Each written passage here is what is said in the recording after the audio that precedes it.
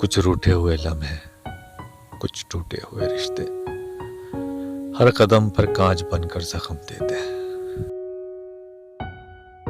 रिश्ते निभाने ना हो तो मत बनाए, क्योंकि आपकी वक्त गुजारी की वजह से कोई टूट जाता है। कुछ रिश्ते ऐसे होते हैं जिनको जोड़ते जोड़ते हम खुद टूट जाते हैं। वहम से भी खत्म हो जाते हैं अक्सर रिश्ते।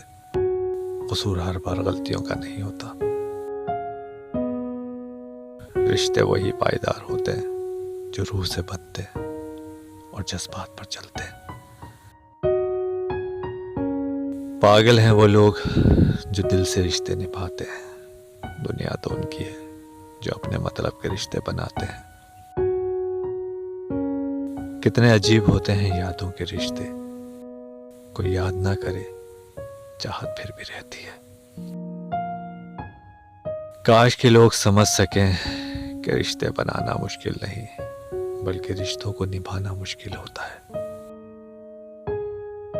रिश्ते निभाना हर एक के बस की बात नहीं, खुद को दुख देना पड़ता है किसी दूसरे की खुशी के लिए। रिश्ते एक दूसरे का ख्याल रखने के लिए होते हैं, एक दूसरे को इस्तेमाल करने के लिए नहीं। हमें वही रिश्ते मार देते हैं जिन पे हमें बेहद एतमाद होता है।